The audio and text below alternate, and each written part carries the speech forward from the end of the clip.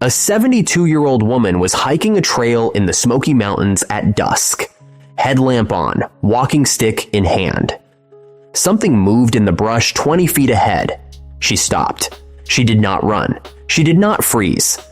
She made herself big, backed away slowly, and made noise.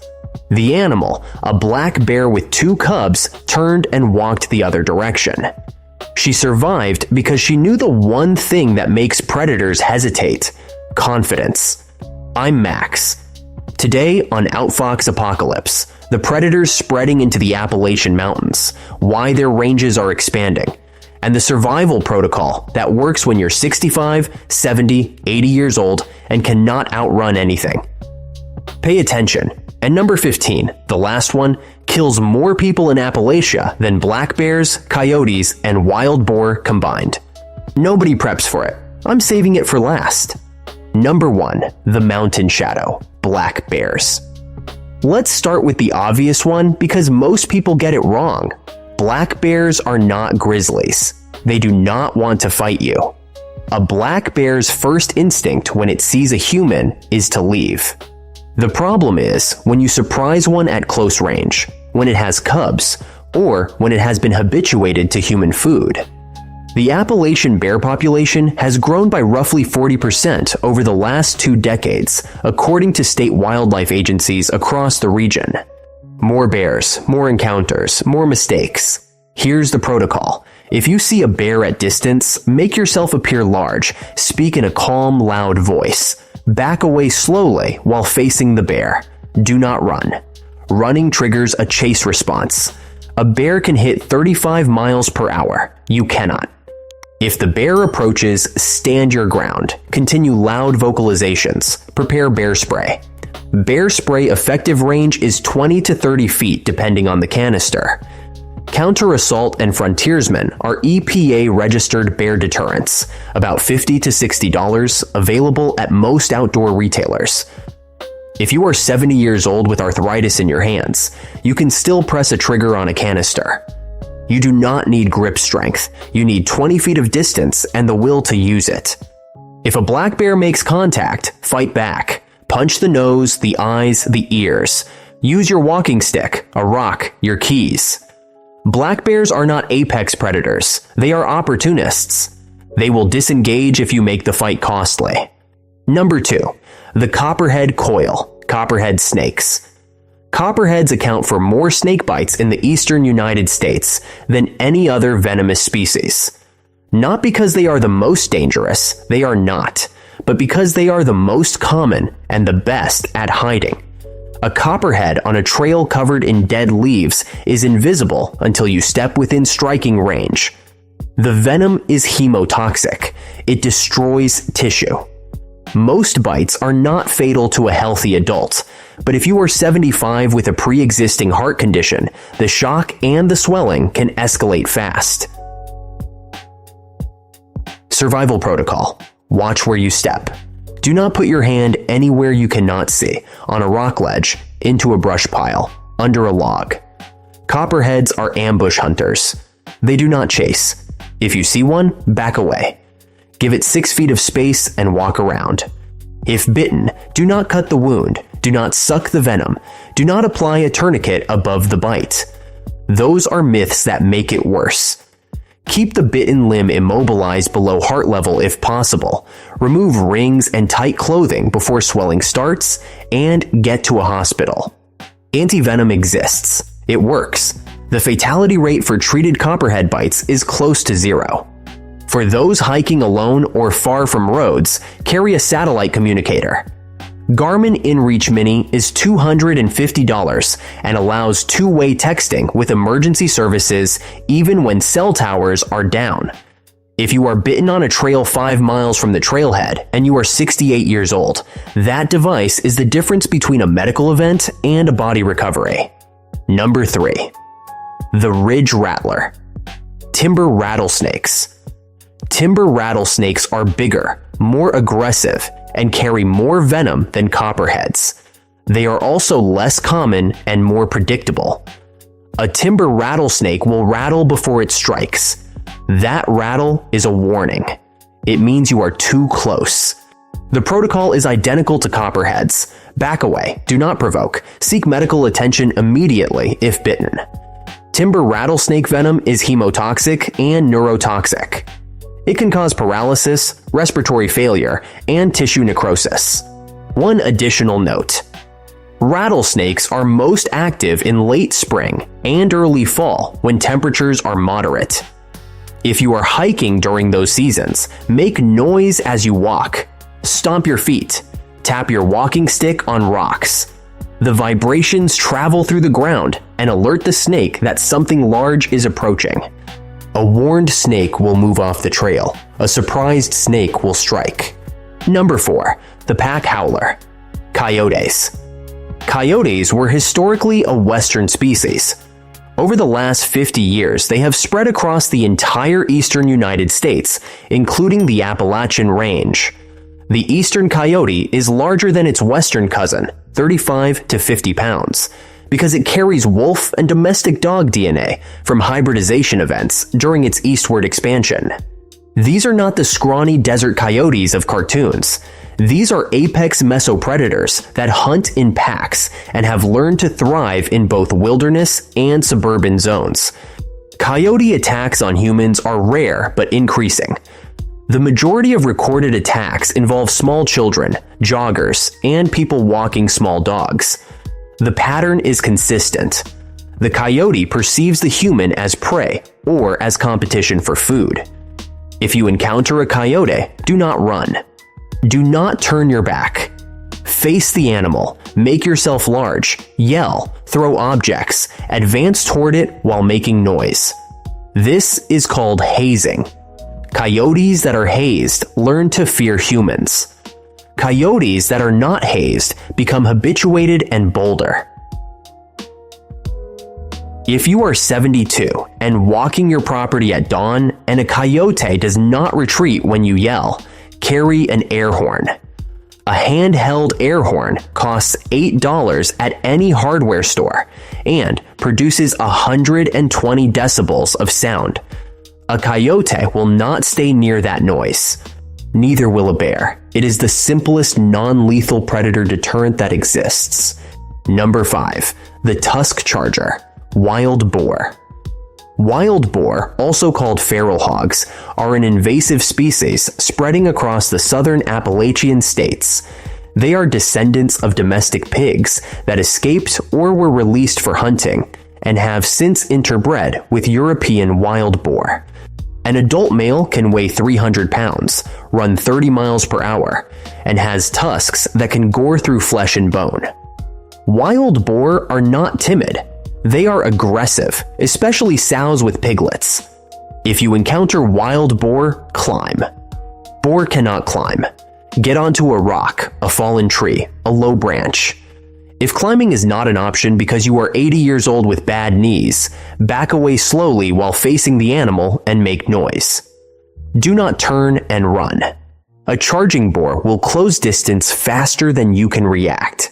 If charged and you cannot evade, use a walking stick, a large branch, anything that creates distance between you and the tusks. Aim for the snout. Boar have poor eyesight but an extremely sensitive nose. For property defense, motion-activated lights and loud alarms. Boar are nocturnal. They avoid lit areas. A $50 motion sensor floodlight will keep them off your porch. Number 6. The shadow cat. Bobcats. Bobcats are the most common wildcat in North America, and their population in Appalachia is stable and possibly growing. They are roughly twice the size of a domestic cat, weigh 20 to 30 pounds, and are solitary ambush hunters. Bobcat attacks on humans are extraordinarily rare.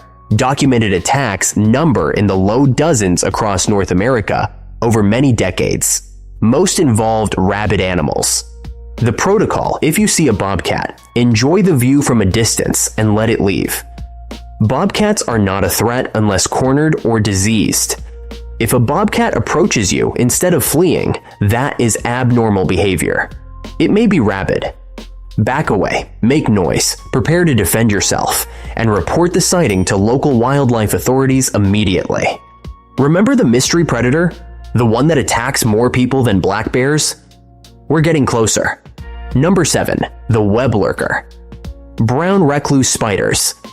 Brown recluse spiders are not predators in the traditional sense, but they are medically significant and they live throughout the Appalachian region. The venom is necrotic. It destroys tissue. Most bites occur indoors when someone puts on clothing or shoes that the spider has crawled into, or when reaching into a dark storage area. Prevention is the entire strategy. Shake out clothing and shoes before putting them on. Wear gloves when moving firewood or reaching into sheds. If bitten, clean the wound, apply ice, and seek medical attention. There is no anti-venom for brown recluse bites, but wound care and monitoring can prevent the worst outcomes. Do not ignore a bite that develops a bullseye pattern or spreading necrosis. That requires a doctor. Number 8. The disease carrier. Ticks. Ticks are not predators. They are parasites. But they kill more people in Appalachia than any venomous snake. Black-legged ticks carry Lyme disease. Lone Star ticks carry ehrlichiosis and can trigger an alpha-gal allergy that makes you allergic to red meat. The CDC reports over 30,000 confirmed cases of Lyme disease per year in the United States, and the actual number is likely 10 times higher because most cases go unreported or misdiagnosed. Let me tell you something personal. Years ago, before I ever wore a uniform, I got covered in ticks more than once. Whole clusters of them. I got lucky, they were clean, no disease. And I learned the hard way how to pull them off, first with a loop of thread, then with tweezers. That thread trick is an old backwoods method, and I'm going to be honest with you, it's not the right way. Squeeze the body and you push the contents back into the wound. When I got to the service, they taught me how to actually protect myself, and I never suffered from ticks again. So let me give you what works. Prevention first. Wear long pants tucked into socks when hiking. Treat your clothing with permethrin. Sawyer permethrin costs $12 a bottle and bonds to fabric through multiple washes. This is not bug spray for your skin. This is the exact method the military uses to treat uniforms because it works. It kills ticks on contact before they ever reach you. And here's a second trick most people never hear. When you come in from the woods, throw your clothes in the dryer on high heat for 10 minutes before you wash them. Ticks survive the washing machine. They do not survive dry heat. 10 minutes in a hot dryer kills them. Then the check. After every hike, do a full body tick check. Ticks are small. They hide in warm, moist areas, armpits, groin, behind the knees, along the hairline. If you find an embedded tick, remove it with fine-tipped tweezers, gripping as close to the skin as you can and pulling straight out without twisting or squeezing the body. Save the tick in a sealed bag. If a bullseye rash develops or you experience fever and joint pain within 30 days, see a doctor and bring the tick. Early Lyme disease is treatable with antibiotics. Late-stage Lyme disease can cause permanent neurological damage. For those over 65, tick-borne diseases hit harder. Your immune response is slower. The symptoms are often mistaken for arthritis or flu. Do not ignore them. Number 9. The rooting menace. Feral hogs in packs. I mentioned wild boar earlier. Now let me talk about what happens when they move in groups. Feral hogs are not just dangerous individually. They travel in family groups called sounders. A sounder can include 20 or more animals. When a sounder decides your garden, your trash, or your compost pile is their territory, you have a problem that does not solve itself. Hogs destroy property. They root through soil looking for grubs and roots. They can tear up an acre of land in a single night. They are also disease vectors. Feral hogs carry brucellosis, pseudorabies, and leptospirosis, all of which can infect humans. If feral hogs are on your property, do not approach them. Contact your state wildlife agency. Many states have eradication programs and will send trappers. If you are in a rural area where agency response is slow, electric fencing works. A solar-powered electric fence charger costs $150 and will keep hogs out of gardens and livestock areas. Number 10. The night bandit. Rabid raccoons. Raccoons are common in Appalachia. Most are harmless.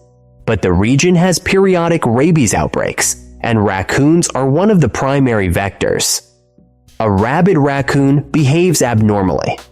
It may be active during the day, act fearless around humans, stagger, drool, or show signs of aggression. If you see a raccoon behaving strangely, do not approach it. Do not try to capture it. Call animal control. If bitten or scratched, wash the wound immediately with soap and water for 15 minutes and seek medical attention. Rabies is nearly 100% fatal once symptoms appear. But if treated immediately after exposure with the Rabies Post-Exposure Prophylaxis series, survival is nearly 100%. For property owners, secure trash cans, do not leave pet food outside, and seal access points to attics and crawl spaces. A rabid raccoon in your attic is a medical emergency. Number 11. The hybrid hunter. Eastern Coyote-dog hybrids. I mentioned earlier that eastern coyotes carry domestic dog DNA. Some populations carry significant amounts. These hybrids, sometimes called coy dogs, combine the pack behavior and hunting intelligence of coyotes with the size and boldness of large dogs. They are less afraid of humans than pure coyotes and more willing to approach homes and livestock.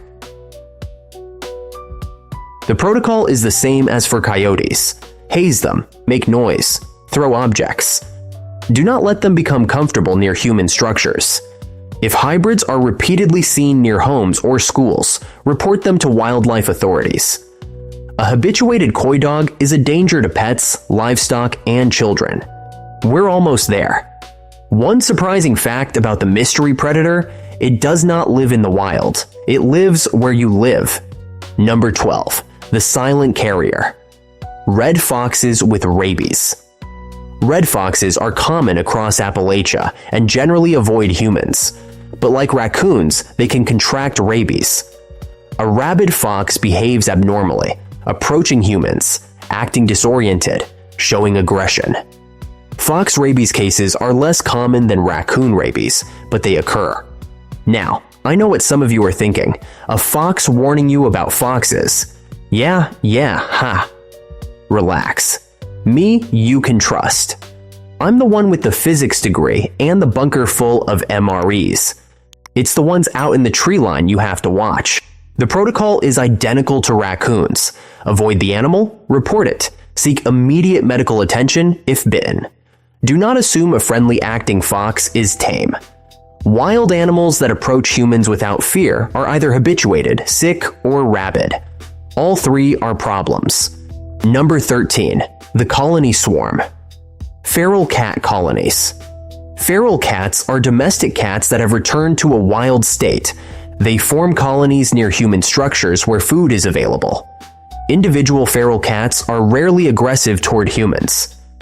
But a colony defending kittens or a feeding site can swarm. Multiple cats attacking simultaneously can cause severe lacerations and infections.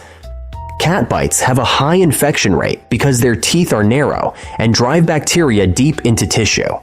If you encounter a feral cat colony, leave them alone. Do not attempt to feed them, handle them, or break up fights. If scratched or bitten, clean the wound thoroughly and see a doctor. Cat scratch fever is real. It is caused by Bartonella bacteria and can cause fever, swollen lymph nodes, and fatigue. Number 14. The forgotten livestock. Abandoned bulls and goats gone wild. This one surprises people. When rural properties are abandoned, during economic collapse, during personal crises, during foreclosure, livestock are sometimes left behind. Cattle, goats, pigs. These animals do not die immediately. They survive. They go feral. And a bull that has not seen a human in 2 years is not a domestic animal anymore. It is a 1,000-pound territorial herbivore with horns. Feral livestock are more dangerous than most people realize. A bull will charge. A goat with horns will headbutt. Both can cause severe injuries.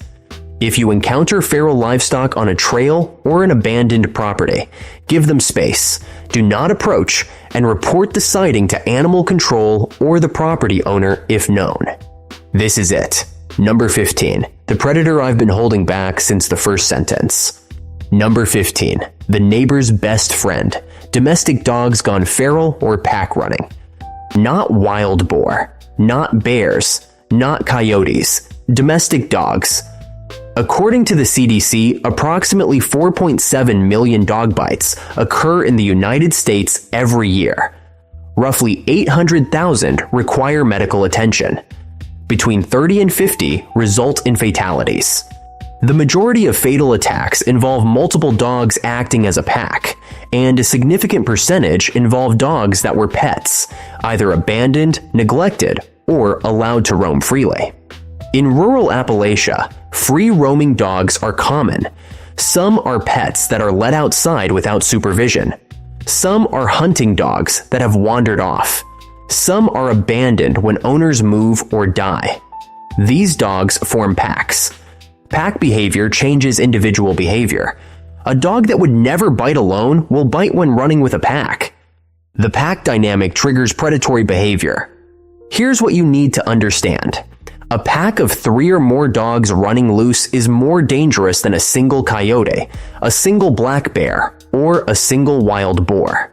Dogs are faster, smarter, and less predictable. They are habituated to humans, which means they do not have the natural fear that keeps wild animals at distance.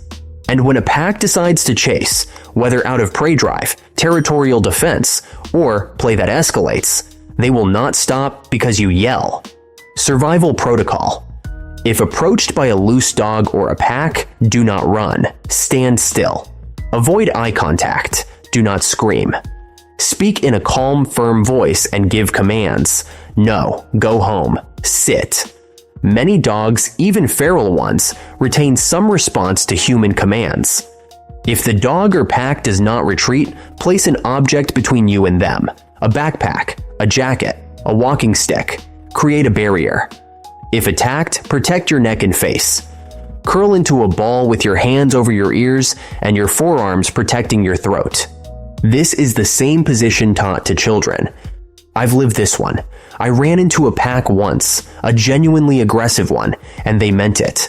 And I did exactly what I just told you. I did not move fast. I did not run. I took small, slow steps until my back was flat against a fence, so nothing could get behind me, because make no mistake, they were trying to work around to my back. That's how a pack takes something down, and then I just stood there, calm, waiting, until they got bored and lost interest and drifted off. No sudden moves, no screaming, no running. Just a wall behind me, and patience. These days, I carry a canister of pepper spray for exactly that situation. Though I'll be honest, I've never had to use it, because my state cleared out the stray dog problem fast. But I carry it anyway. Because the day you don't is the day you need it. For those who live in rural areas where free-roaming dogs are common, carry a walking stick, an air horn, or pepper spray. Dog attacks are preventable. But prevention requires awareness. A loose dog is not automatically friendly. A pack of loose dogs is not a community pet situation. It is a threat. And here's the thing, nobody wants to say out loud. When the grid goes down, when systems fail, when people abandon their homes, pets get left behind. Dogs that were fed and loved will become desperate and feral within weeks. The survival instinct overrides training. A German Shepherd that once slept on a couch will kill to eat. Packs will form. Those packs will hunt. The Appalachian wilderness is not just bears and coyotes. It is whatever we leave behind when we fail. Let me give you the full picture. We've covered 15 predators: bears, snakes, coyotes, boar, bobcats, spiders, ticks, feral hogs, rabid raccoons, hybrids, rabid foxes, feral cats, abandoned livestock, and domestic dogs. Some of these kill through venom, some through disease, some through physical attack. But all of them share one thing: they are expanding into spaces where humans live. Climate change is shifting ranges. Development is fragmenting habitat. Economic collapse is leaving animals behind. The boundary between wild and human is dissolving. If you want to keep your family safe when the system fails, subscribe. I analyze what others ignore. Here's what you do. Next hike, bear spray on your belt, not in your pack. $60. Counter Assault or Frontiersman, 30-foot range, works on bears, boar, dogs, coyotes. If you're on your property at night, headlamp, air horn, walking stick. $8 for the horn. $0 for the stick. Know the 3-step protocol I just gave you for every predator. Make yourself big. Make noise. Back away while facing the threat. Do not run. Do not freeze. Confidence. Screenshot this list. Share it with someone who hikes alone. And remember, Appalachia is one of the most beautiful mountain ranges in the world. It is also wild. The wild does not care about your age, your health, or your intentions. Respect the wild. Understand the physics. And you'll outlast the people who thought it won't happen to me. Comment below. Which predator surprised you most? Did you figure out number 15 before the reveal? Always consult local wildlife agencies and emergency services for protocols in your region. What works in Tennessee might not apply in your state. And most importantly, take care of yourself and your loved ones. Stay safe. Max out.